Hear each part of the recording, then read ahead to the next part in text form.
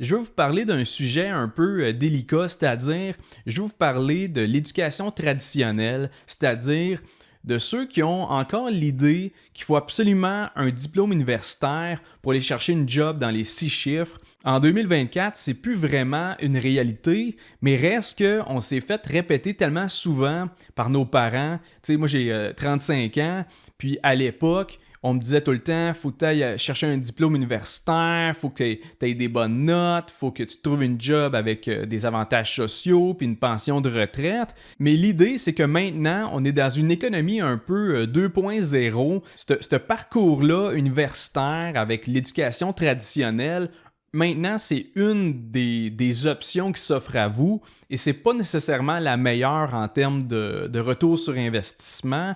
Évidemment, ça dépend du diplôme que tu vas chercher. Tu deviens médecin, pharmacien, dentiste. Tu n'auras pas trop de soucis à aller te chercher un bon revenu avec ton diplôme, mais c'est pas le cas de beaucoup d'autres diplômes qui sont offerts dans des programmes universitaires. Et honnêtement, je veux juste sortir de la tête le fait qu'il faut mettre les diplômés universitaires sur un piédestal ou que ce parcours-là va vous donner nécessairement des avantages sur d'autres.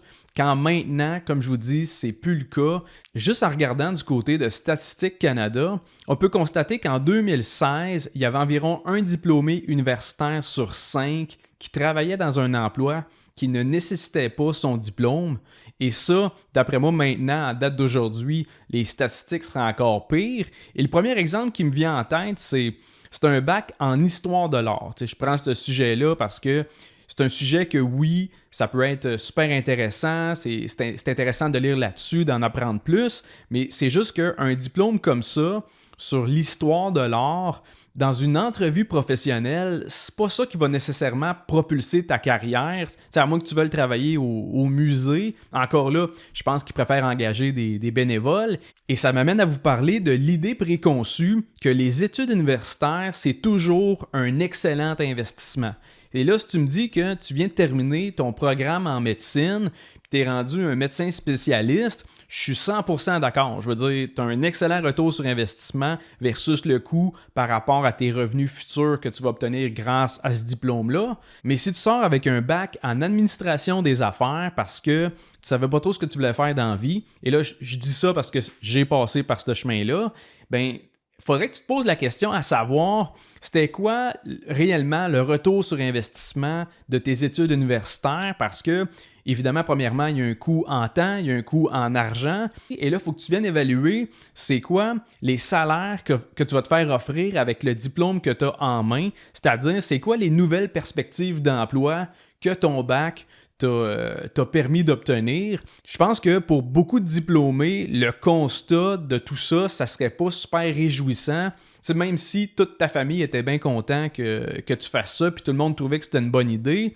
Et c'est un peu normal parce que au Québec, avec le programme des prêts et bourses qui offre des prêts étudiants qui sont garantis par le gouvernement, ben, les banques sont prêtes à prêter à n'importe quel étudiant. Et pourquoi? Ben, parce que même si l'étudiant n'est pas capable de rembourser le prêt, comme je vous dis, il est couvert par le gouvernement. Et le résultat de tout ça, c'est qu'il y a beaucoup de jeunes qui ne prennent pas le temps de calculer ce qu'ils s'apprêtent à dépenser pour aller chercher leur diplôme. Parce que, comme je vous dis, sur le coup, c'est pas leur argent et ils prennent des prêts étudiants pendant leurs études, ils n'ont aucun intérêt à payer. Tu sais, c'est vraiment des années plus tard, quand ils vont devoir rembourser leurs prêts étudiants, ça se peut que rendu là, avec les intérêts qui se rajoutent là-dessus, ça se peut que le feeling par rapport à leur diplôme soit pas tout à fait le même. Puis ça se peut également qu'il y ait une couple de monde là-dedans qui regrette leur soirée à jouer au beer pong avec l'association étudiante.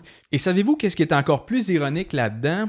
En fait, les universités ont l'audace de vous féliciter pour votre admission comme si c'était un immense privilège de devenir étudiant là-bas. T'sais, félicitations, vous avez été accepté. Mais dans le fond, ce qu'ils devraient dire, c'est félicitations, nous acceptons votre paiement parce que on s'entend, à part pour les programmes hautement contingentés, ben, les universités vont prendre n'importe qui dans un cours. Un étudiant, pour eux autres, c'est un client. Donc, ça serait un peu contre-productif de refuser des clients qui veulent te payer. Et le pire dans tout ça, c'est que, étant donné que le système de prêt étudiant est vraiment facilement accessible, théoriquement, les universités pourraient augmenter leurs frais, les frais de scolarité, sans affecter leur achalandage. Dans le sens que même s'ils montent leur prix de 10 ou 20%, il n'y aurait pas de moins de monde qui s'inscrirait. Comme je vous dis, étant donné que pour la grande majorité, c'est pas de l'argent qui sort de leur poche, ben à ce moment-là, ils iraient juste chercher un prêt étudiant 10 à 20% plus élevé, puis au final, ben ça ferait juste augmenter leur endettement. Puis au fait, si vous voulez voir un peu ce que ça donne, cette mécanique-là poussée à l'extrême, faites juste regarder les frais de scolarité pour les universités aux États-Unis, parce que là-bas aussi, le gouvernement, c'est lui qui back les prêts étudiants.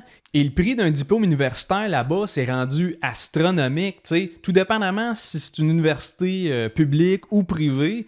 Mais grosso modo, le coût moyen d'un baccalauréat, ça varie entre 100 000 et 250 000 US. Donc, les jeunes Américains se retrouvent dans une boucle où les étudiants s'endettent, les universités encaissent et les banques, eux autres, ils prennent aucun risque. Ils prêtent de l'argent à tout le monde parce que de toute manière, comme je vous dis, c'est le gouvernement qui garantit tous ces prêts-là. Bref, le fait qu'on peut financer ces études avec de l'argent que n'importe quelle banque va nous prêter, nécessairement, ça peut mettre de la pression sur les frais de scolarité. Et l'autre chose, ben, c'est sûr que ça réduit un peu notre réflexion parce que sur le coup, c'est pas de l'argent qu'on a durement travaillé, c'est de l'argent qui se font prêter. Les jeunes sont un peu insouciants. Après les études, ça paraît loin. Ça va être remboursé sur 10 ans, puis sur le coup, ben, il n'y a pas d'intérêt. Fait que tout paraît super beau.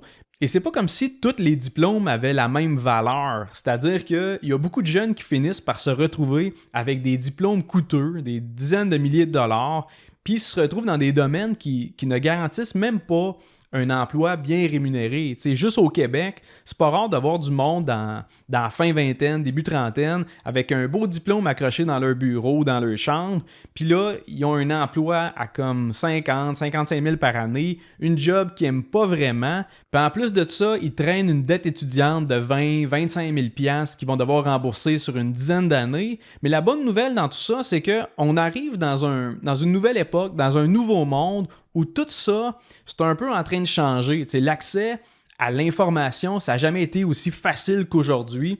Avec YouTube, des formations en ligne, que ce soit des cours gratuits ou des cours payants, aujourd'hui, tout le monde peut apprendre ce qu'il veut, quand il veut, et surtout, ça peut coûter pas mal moins cher que d'aller 3 ans sur les bancs d'école à l'université. L'éducation traditionnelle est rendue avec de plus en plus de compétition, et on dirait également que les diplômes ont de moins en moins de valeur aux yeux des employeurs, aux yeux de tes clients. Et une des raisons derrière ça, c'est que l'évaluation des compétences, ça passe pas forcément par un diplôme. Vous n'avez pas besoin de montrer un bout de papier pour prouver que vous savez faire quelque chose. Si vous êtes capable de démontrer que vous êtes bon dans ce que vous faites, puis que vous connaissez votre affaire, ben les gens vont vous payer pour vos services ou pour les produits que vous offrez. L'idée, c'est qu'il y a un paquet d'affaires que vous pouvez apprendre en ligne. On s'entend pas toutes, mais il y a bien des choses que oui. Et il y a également la possibilité d'aller acquérir des compétences directement sur le terrain, appliquer après ça ces connaissances-là dans la vraie vie, et ça, sans jamais avoir mis les pieds dans une salle de classe. Et c'est sans compter toutes les nouvelles possibilités d'aujourd'hui. En 2024, dites-vous qu'il y a du monde qui génère des revenus en jouant à des jeux vidéo sur Twitch. Il y en a qui gagnent de l'argent en faisant des vidéos sur YouTube, en faisant des partenariats sur TikTok, Instagram ou directement dans leur podcast. Bref, c'est toutes des opportunités d'affaires qu'on n'aurait jamais envisagées il y a 10-15 ans. Mais comme je vous dis, maintenant, il y a du monde qui gagne leur vie comme influenceur en créant du contenu puis en faisant des collaborations commerciales. Et ce changement-là, il est dû en grande partie à l'explosion des plateformes numériques et le fait que tout le monde est toujours rendu sur leur téléphone. Tu sais, YouTube en soi, c'est devenu une espèce d'université. Là-dessus, tu peux faire une recherche sur comment faire du pain maison, comment créer une publicité sur Facebook, comment nettoyer un siège en cuir, etc. Honnêtement, vous pouvez apprendre pas mal tout ce que vous voulez, que ce soit pour faire des compétences pratiques là, comme une réparation sur votre auto ou des notions plus théoriques là, sur la gestion des finances personnelles. Et ces plateformes-là, c'est pas seulement non plus pour les novices, les néophytes. Il y a aussi des professionnels qui se tournent là-dessus pour continuer de se former, pour approfondir leurs connaissances ou pour trouver une solution à un problème que ça fait une couple d'heures qui gossent dessus. Il n'y a pas juste des tout croches puis des gourous sur Internet. Il faut sauter ça de la tête parce que parmi tous les créateurs de contenu, c'est sûr que tu as des bizarres puis des non pertinents, mais là-dedans, tu en as aussi une couple qui sont vraiment des experts qui connaissent leur affaire et qui peuvent devenir une source d'informations pertinente. Encore là, ça dépend de ce que tu recherches. Si tu écris dans la barre de recherche « Comment devenir riche sans travailler », bien là, c'est sûr que je ne suis pas certain de ton approche à la base. Et sérieusement, tu sais, YouTube, c'est rendu l'équivalent d'une encyclopédie. On sert de YouTube comme moteur de recherche. Tu sais, ça appartient à Google aussi. Donc, dès qu'on se demande comment faire quelque chose, souvent sur YouTube, tu vas trouver la solution. Et sinon, au-delà des nouvelles possibilités avec les réseaux sociaux et l'Internet en général, il y a aussi le secteur de la construction au Québec qui fait face à une pénurie de main-d'œuvre. Et ce problème-là, il est particulièrement prononcé dans les métiers spécialisés comme ceux de frigoristes, les maçons, les électriciens et toutes ces spécialisations-là. Au Québec, le salaire moyen des travailleurs dans la construction, c'est autour de 40$ de l'heure. Évidemment, comme je vous dis, ça dépend de la spécialisation et c'est sûr que quand tu commences, tu es apprenti. Là. Tu commences en bas de 40$ de l'heure nécessairement, mais quand tu as fait un certain nombre d'heures puis que tu es rendu compagnon, ben, tu t'invites un taux horaire dans ce coin-là. Et si on prend l'exemple d'un ferblantier qui est sur une job commerciale, ben, il est rendu à 45$ de l'heure. Donc, c'est pas mauvais pour environ 12 mois d'études puis un DEP qui a coûté à peu près 500$. Surtout qu'on prévoit déjà que dans le secteur de la construction, il y a un manque d'à peu près 10 000 travailleurs qualifiés d'ici les 5 prochaines années. Donc, les entreprises, présentement, ça se bat pour recruter des travailleurs. Donc, ce ne sera pas long de trouver une job si tu te diriges vers un DEP avec une spécialisation qui est recherchée. Donc, oui, un bac ou une maîtrise, ça peut vous ouvrir des portes. Mais tu sais, l'autre bord de la porte, il n'y a pas toujours des gros salaires. Et c'est là qu'on arrive à la question... Est-ce que les études supérieures, c'est encore le meilleur chemin vers le succès financier? Et pour moi, la réponse en 2024, je suis pas sûr. Je pense que c'est non, parce que vous pouvez réussir, et même très bien réussir, sans aucun diplôme universitaire. Ce qui compte, en fait, c'est vos compétences pratiques, vos connaissances et surtout votre capacité à vous adapter. Et dans le monde des affaires, il n'y a pas personne qui va vous demander votre diplôme. J'ai jamais eu un client qui me dit « Ouais, t'es super intéressant, t'as l'air à connaître ça, mais tu peux-tu juste me montrer ton bac? Là, je veux juste m'assurer que ça arrive jamais, ça. » Ultimement, ce qui compte, c'est ce que vous pouvez faire pour votre client. Est-ce que vous savez résoudre son problème, répondre à sa demande? Est-ce que vous avez les skills pour offrir une valeur réelle aux gens? Les diplômes, c'était vraiment une nécessité avant, c'était comme un prérequis, mais maintenant, à part dans certains secteurs, surtout ceux qui sont syndiqués, le diplôme, c'est plus un préalable pour obtenir le poste. Et on s'entend que dans une économie où l'information se retrouve partout, puis qu'en plus, il manque de travailleurs, on n'a plus besoin de suivre le chemin que nos parents nous avaient tracé pour se bâtir une carrière payante. Et c'est pas juste ça, parce qu'en plus, en background, il y a l'intelligence artificielle qui va venir accélérer encore plus cette transition-là, parce que les outils comme ChatGPT, bien, ça permet de trouver des réponses à des questions relativement complexes. En quelques secondes, tu peux générer des analyses, résoudre des problèmes, rédiger un texte à partir de juste quelques prompts, là, des lignes que tu vas y envoyer. Et cette nouvelle réalité-là, ça soulève aussi une autre question importante. Est-ce que le diplôme universitaire va perdre la valeur dans un monde où l'intelligence artificielle peut faire une grosse partie du travail de recherche et d'analyse? Mettons que si ta job, c'est de planifier des meetings, de répondre à des courriels puis de corriger des documents, je commencerais à être inquiet un peu. Et là, j'exagère, il ne faut pas prendre ça au pied de la lettre. Je suis conscient qu'à court terme, l'IA, ça ne va pas remplacer tout le monde non plus.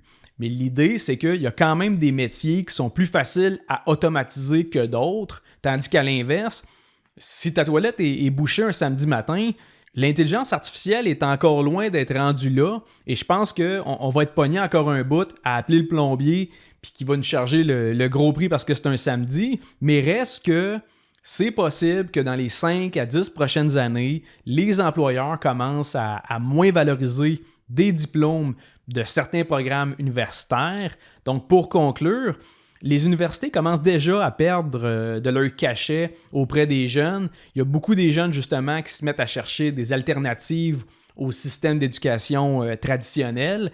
Et tant mieux parce que je pense que le futur appartient à ceux qui osent sortir des sentiers battus.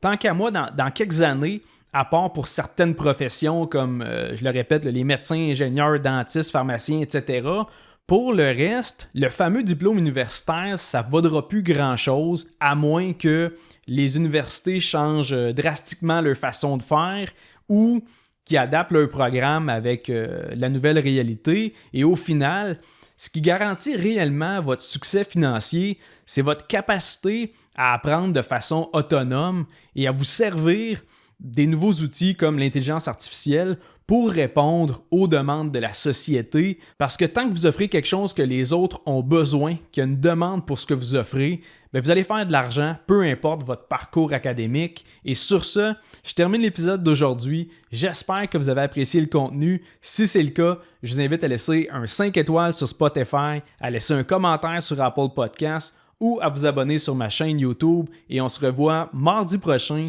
pour un autre épisode de Finance 360.